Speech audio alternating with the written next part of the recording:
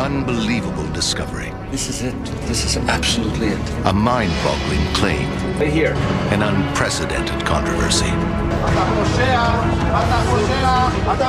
And they don't want the dead disturbed.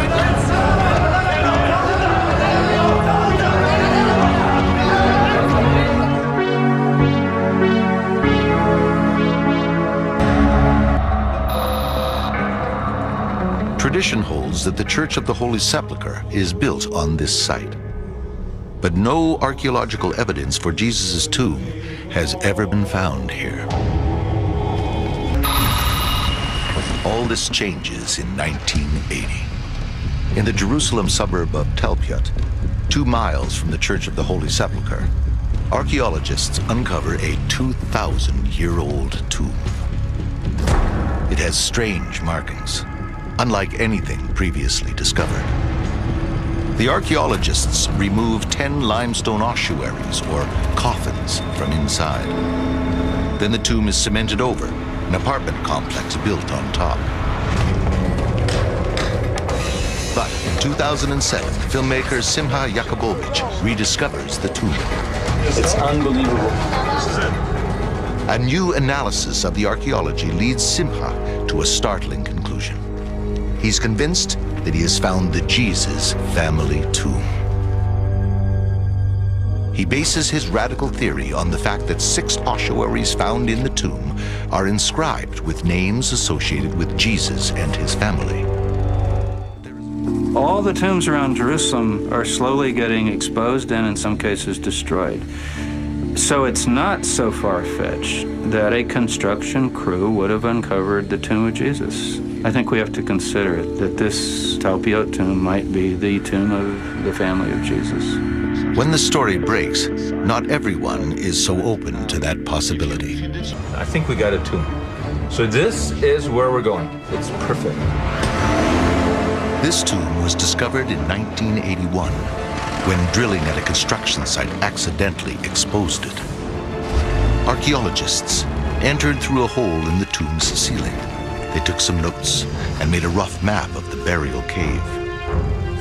Orthodox religious groups, believing that any modern intrusion disturbs the dead, forced the archaeologists out of the tomb. But not before they took these recently found black and white photos.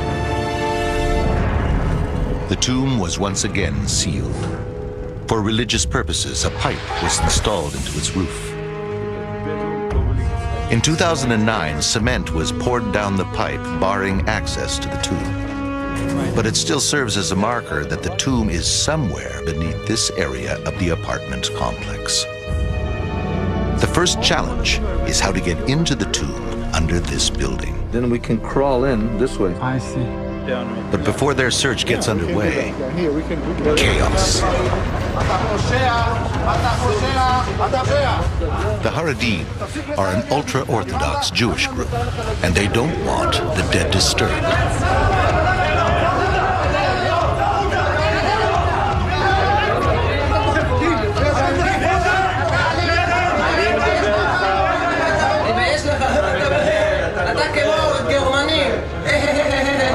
ואתה עושה מה שאתה רוצה. לא יודע, כן, תגיד מה שאתה רוצה, לא יודע. תדבר, ככה אתה מתנהג, זה יהודי, ויש לך. They managed to shut down the excavation, as they did with the original exploration back in 1981. Simha and fellow producer Felix Kolyubev go to the center of Haredi life to meet the rabbi in charge of the activists who disrupted the investigation. They need to arrive at some sort of compromise. After hours of negotiations behind closed doors, the Haredim agree to a limited exploration of the tomb. They are now convinced that at least part of the tomb lies underneath this corridor. But are they right? They know exactly how to find out. Ground Penetrating Radar, or GPR. GPR works by sending a radar signal below the surface, detecting unusual materials, or in this case, a void. The GPR scans the entire corridor, looking for an unusual space beneath the tiles.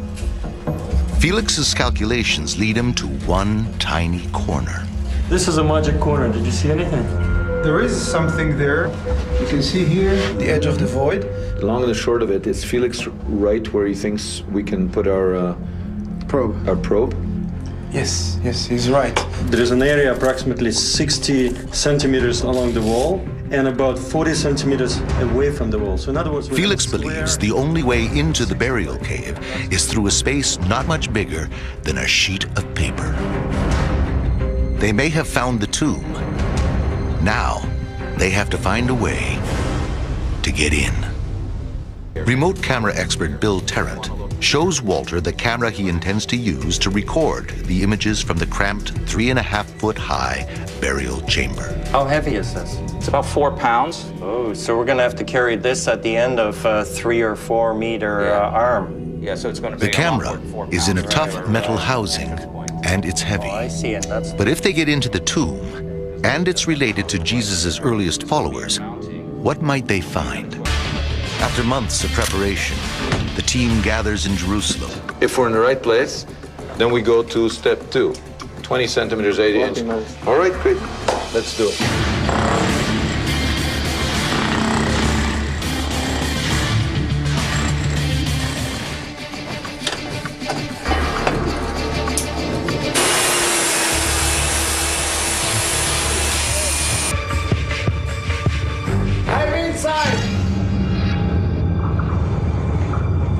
After years of research and effort, this is the moment they've been waiting for. I see the bottom, nice and clear.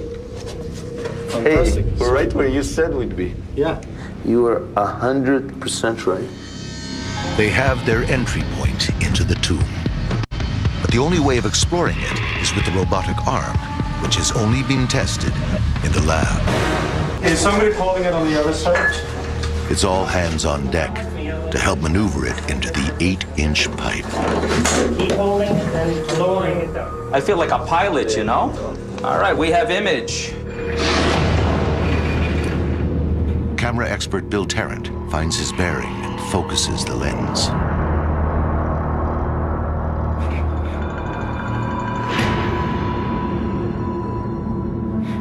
Look at that, look at that.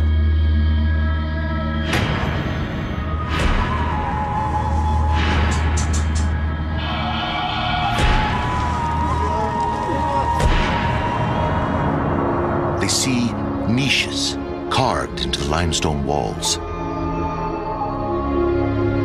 Inside these are ossuaries filled with human bones. That's the one. We're almost there, almost there. Placed here 2,000 years ago.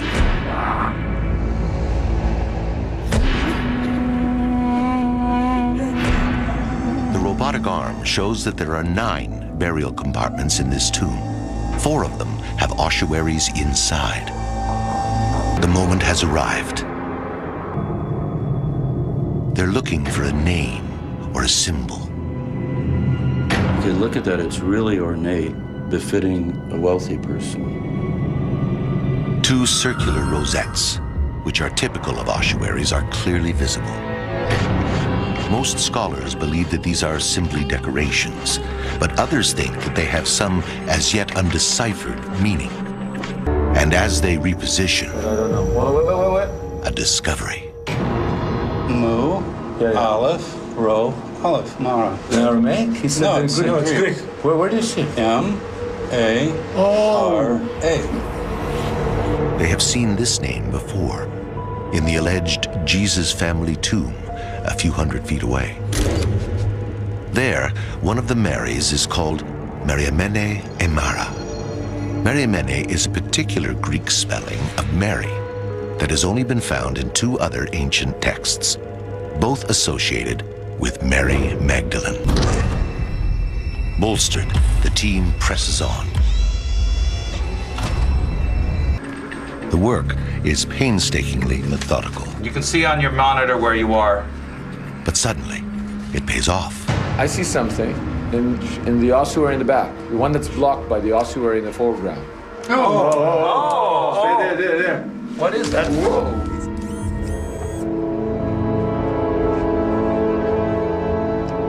Wow. Are we looking at, I mean, is this the bottom part? This is the top. Then there's this little ball on the bottom. Oh, wow. Yeah, that's a ball, yeah.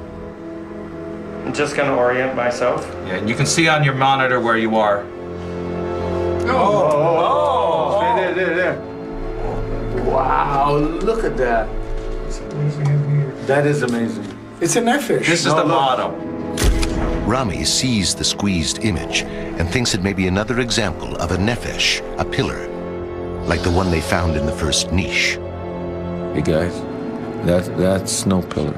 It's definitely something else. I haven't seen anything similar to this. That's better. Actually, there. looks like What's that? bars. Coming. And those could be the handles. Look here. Just look here very carefully. But then, a revelation. It's a fish. Of course, This is a whale. Yeah, it's a fish. It's a whale. It's a whale. It's a whale. It's Jonah.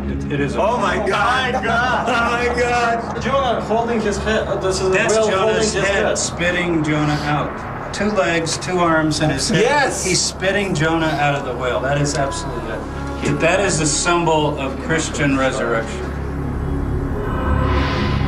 The team is convinced that what they are looking at is a great fish spitting out Jonah. They depicted the fish here as edible, as kosher, meaning it has scales and fins. According to the biblical book of Jonah, when Jonah is spat out, his head is wrapped in seaweed. Here, they see a stick figure being spat out of a fish, its head purposely marked up by lines. All along the edges of this ossuary are little fish swimming in the sea. The image is unique. The discovery is revolutionary. Without a doubt, the sign of Jonah was the symbol of Jesus' earliest followers, the symbol of Jesus' resurrection. Because of the clarity of this first century image, its precise meaning can be decoded. So this is the earliest representation of the resurrection. This is huge. It's absolutely huge. This discovery, the earliest Jesus-related symbol ever found, makes the investigators feel that their hunch has paid off. The inscription found here strongly suggests that the people buried in this tomb believed in resurrection. On one level, it could be a plea for their own resurrection. Read in a different way, however, it's an exhortation for Jesus to resurrect himself. Before yesterday, if you had asked me, Talpiot, Jesus tomb, what do you think, 50-50? I was already at 75%. By adding this tomb, I'm up to 95, easily. The significance of what we have seen for the first time, and any eye has seen for 2,000 years, is that we have a whale with a mouth that's closed, not a whale that's swallowing someone. And out of that mouth comes a human being. The symbol here in Jerusalem, near where Jesus was crucified, not far away, is a symbol of the belief that Jesus is raised. This is within decades of Jesus' death. I believe that this tomb can be the tomb of Jesus. And what we found in the tomb less than 200 feet away from the Jesus tomb is evidence of that, hard archaeological evidence. They're celebrating his resurrection. So the way you put that together is their understanding is that Jesus has been lifted up. He's been exalted to heaven. Not necessarily that his bones went up to heaven. The bones can stay behind. They're like old clothing that you shed, and then you put on the new clothing. Their mission seems completed.